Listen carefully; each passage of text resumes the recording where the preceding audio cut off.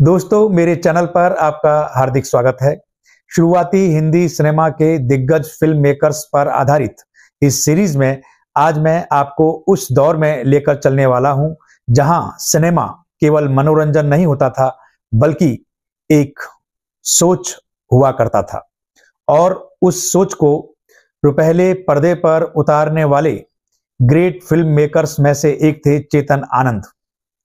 चेतन आनंद साहब ने एक नई विचारधारा का सिनेमा शुरू किया।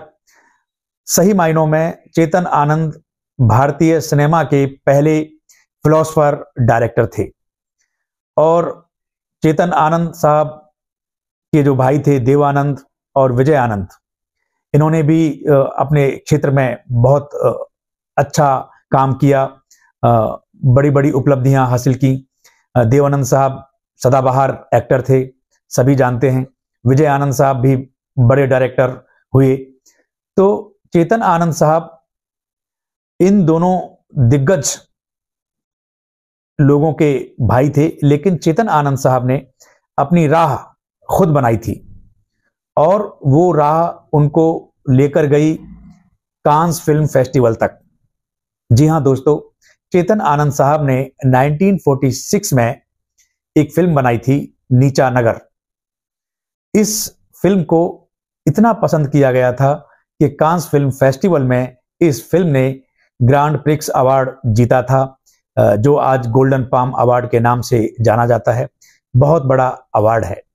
दोस्तों, चेतन आनंद साहब की ये जो पहली फिल्म थी नीचा नगर, ये केवल एक फिल्म नहीं थी, बल्कि अमीर और गरीब लोगों के बीच की खाई का एक आईना थी। ऊपर रहने वाले अमीर लोगों के घरों से निकलता हुआ गंदा पानी, उनके सीवरों से निकलता हुआ गंदा पानी जब नीचे बसे हुए गरीब लोगों की बस्तियों में जाता है, तो वहां पर लोगों का स्वास्थ्य खराब होने लगता है, लोग बीमार होने लगते हैं, लोगों को कई समस्याएं आने लगती हैं। और इसी पर यह आधारित फिल्म थी कि जो ऊपर रहने वाले लोग हैं, ऊंचाई पर रहने वाले लोग हैं, उनकी जो शोषण करने की प्रवृत्ति है, वो किस तरह नीचे बसे हुए लोगों की जिंदगी को तबाह कर देती है।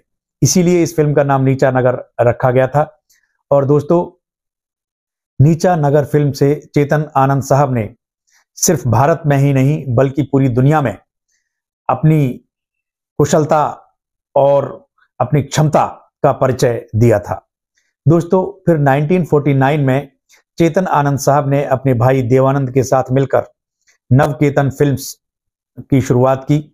और बाद में चेतन आनंद साहब ने एक से बढ़कर एक फिल्में बनाई, जिनमें टैक्सी ड्राइवर, आंधियां, हकीकत, हीर रांझा और कुदरत जैसी फिल्में शामिल हैं। दोस्तों, चेतन आनंद साहब की हर फिल्म में एक नई विचारधारा देखने को मिलती थी। जो कहानी है, कहानी का जो मर्म है, वो हर बार नया देखने को मिलता था।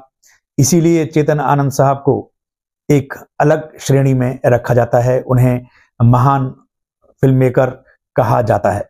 दोस्तों, चेतन आनंद साहब की फिल्में देखने के बाद जितना मैं समझ सका हूं, मुझे तो यही समझ में आया है कि चेतन आनंद साहब की फिल्मों में समाज संवेदना और विचारों का एक अनोखा संगम था। उनकी फिल्मों में म्यूजिक भी अच्छा हुआ करता था। तो देखा जाए, चेतन आनंद साहब ने सार्थक सिनेमा बनाया। दोस्तों, चेतन आनंद साहब ही वो शख्स थे जिन्होंने भारत के पहले सुपरस्टार राजेश खन्ना की खोज की थी। राजेश खन्ना साहब को पहला ब्रेक दिया था आखिरी खत के माध्यम से, और फिर आगे चलकर यही राजेश खन्ना सुपरस्टार बने, भारतीय सिनेमा के पहले सुपरस्टार आप कह सकते हैं।